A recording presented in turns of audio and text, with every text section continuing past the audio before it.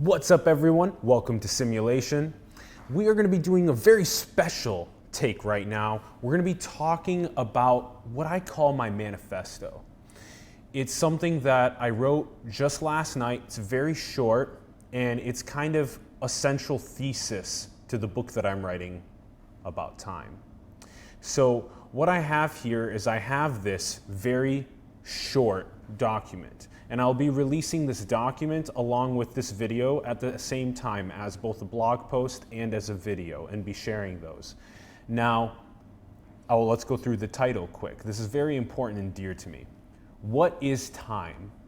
Pareto efficiencies. Memetics are greater than genetics. And the second Gutenberg Revolution. All right, so we'll break all of those down as we go through this very short write-up, blog post, thesis, and I'll be going to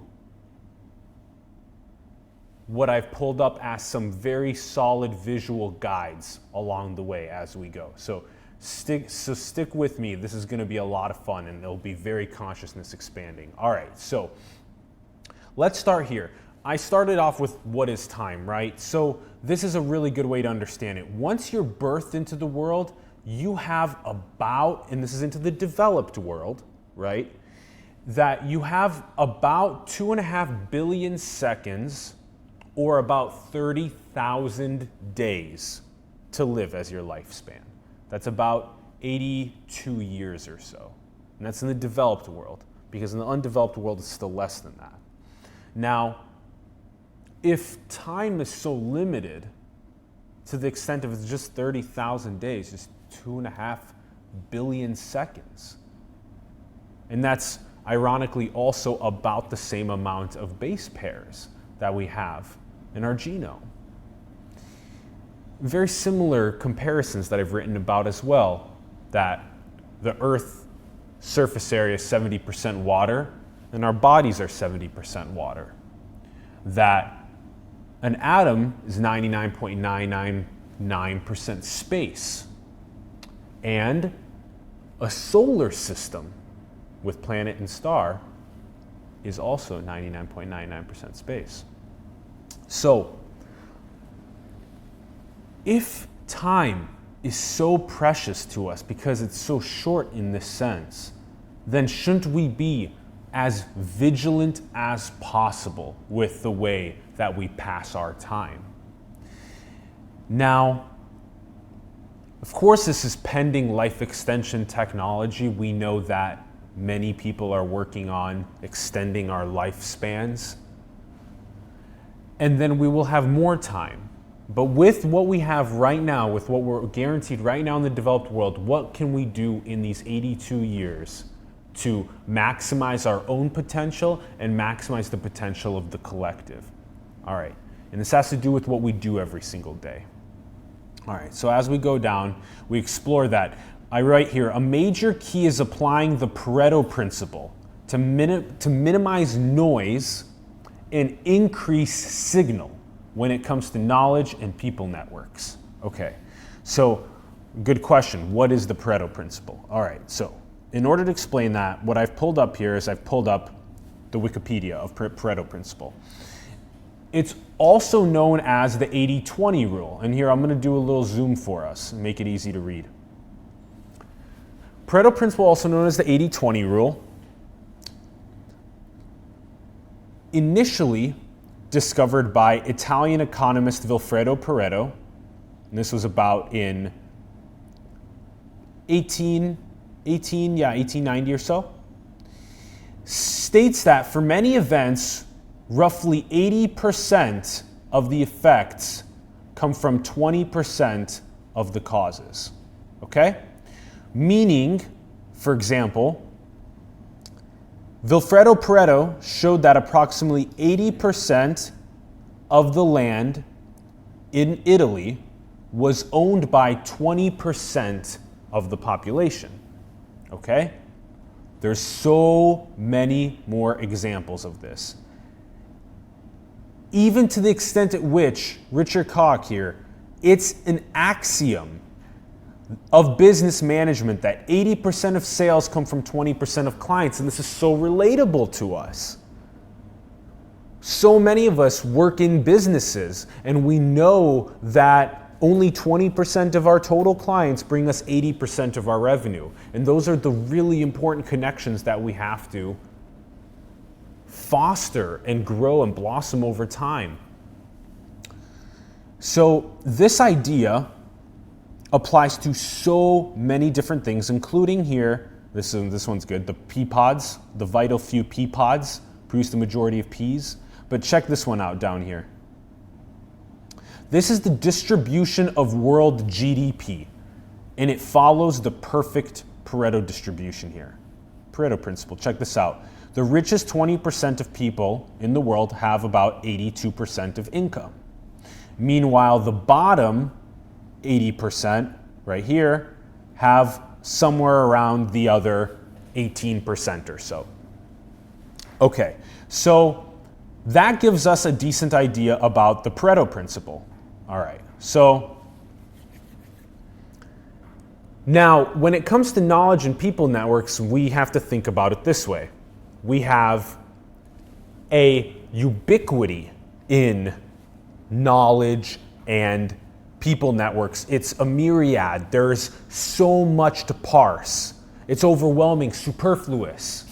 So what we can do is we can go and parse for the highest Pareto efficiencies in the amount of knowledge in the people networks that exist. So this means that what knowledge that exists in the world, what 20% of the knowledge that exists in the world is going to give me 80% of a total understanding of reality. What 20% of my network, of people networks, are going to bring me 80% of the important value that I need to both give them and that they need to give me in order to flourish. Okay? So, this has to also be addressed by saying the second sentence here, which is technology is incredible, but also it's causing the age of distraction, impeding people's ability to focus, execute, and parse for signal to noise.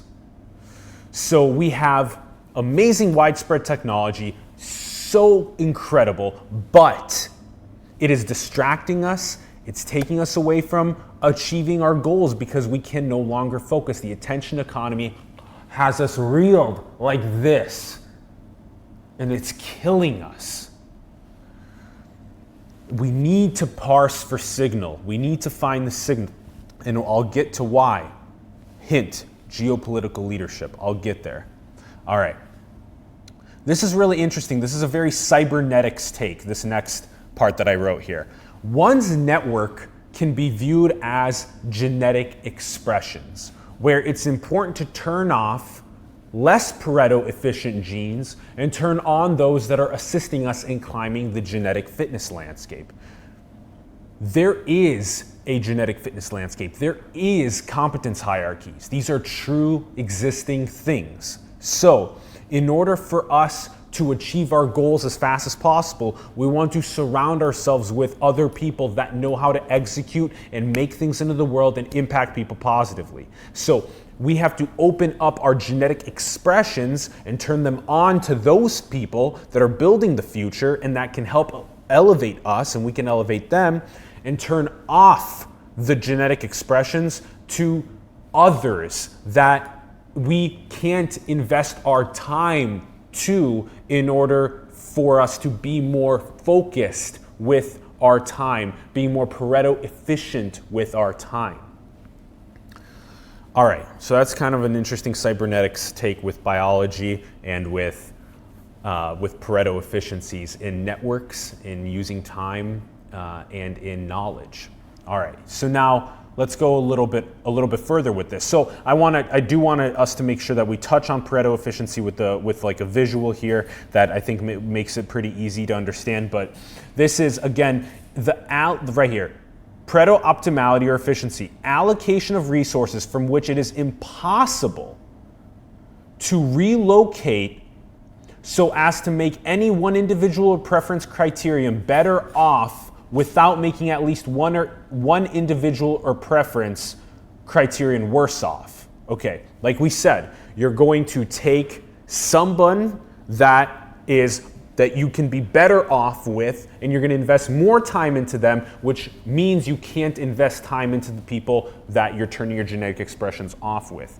And again, this is a good graph to look at it right here. Quantity of item 1, quantity of item 2. Here you're being Pareto efficient with quantity item 2 with a little bit of quantity item 1. Here you're being Pareto efficient with lots of quantity item 1 but very little of quantity item 2 here.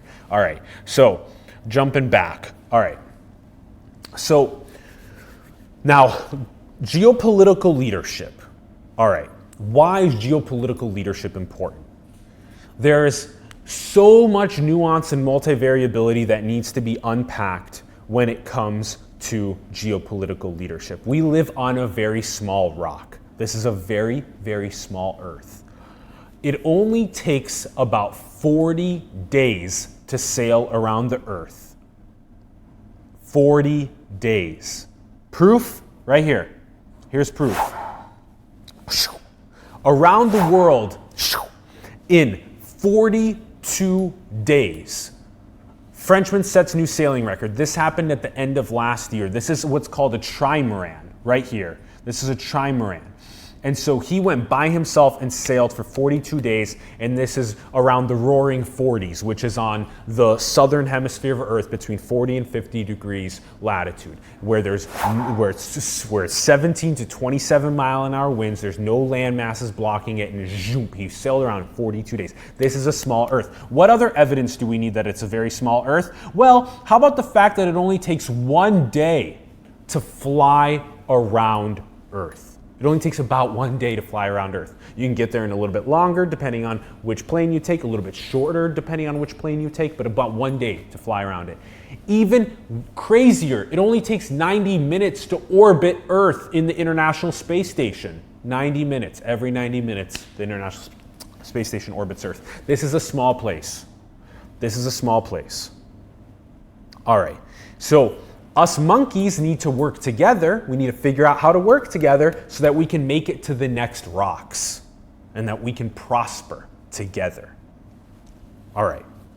So, in order to sit at the table of guiding civilizational trajectory, one must form high Pareto efficiency advances, so what we were describing earlier, in neural architecture at the youngest ages possible and throughout life. Okay, what does that mean? Let's unpack that a little. So what do I mean by these highest Pareto efficiencies at the youngest ages possible with the formation of neural architecture? Well, think about this. You're born into the world and you have this time, 2.5 billion seconds or 30,000 days. The earlier that you can start applying the Pareto Principle to knowledge and to people networks and surrounding yourself with the highest quality knowledge and the highest quality people, and making your neurons and your neural infrastructure form at the youngest stage possible to maximize the potential for you to be able to sit at the table of geopolitical leadership, guiding the trajectory of civilization. That is important. That is important. And keeping that same mentality throughout life. All right, so let's jump into this next part. Fertility rates trend to below replacement in developed countries. Global population looks to stabilize, then decrease. Okay, let's have a visual for this. All right. So right here, what we see are we see fertility rates, total fertility rates. All right. So total fertility rate. That was my meditation notification. Woo, have to do that later. So total fertility rates. As you can see here, we have the more developed a nation becomes, the lower their fertility rate becomes. So prior to the world being a developed place, fertility rates were really high. We had to have lots of kids because some were dying or at earlier ages, some weren't making it. Child mortality was higher, disease was higher, infant mortality, all these things were higher in the past. And we needed more people on the farms, and we needed and we needed more people working with us. And now we don't. This is a really interesting point. You see here, US, Canada, Brazil, Russia, so much of Europe, China, Australia. It's crazy how much. India is now at 2 to 3 as well. So much of Earth is now going below replacement fertility. If we only have 1 kid per 2 people, our population is going to, let's come back to this, and you can see Africa still has a little bit, they're still developing, so they still have in some places 6 kids, but that's going to change very soon as well. So as you see here, more and more people are choosing to have less children. Many people are finding meaning and responsibility in their lives by building something of utility into our world. So if global population stabilizes, it's increasing, then stabilizes, then decreases over time. Now more and more people choose to find meaning and responsibility in their lives by building something of utility into our world. Okay, so maybe it's possible that memetics, that this cultural information transfer, right here, cultural information transfer, amplified by technological progress, has the propensity to mold the ways of thinking of billions of people, which can be viewed as a more efficient way of guiding civilization than having children. So you want to sit at this table and you want to guide the trajectory of civilization.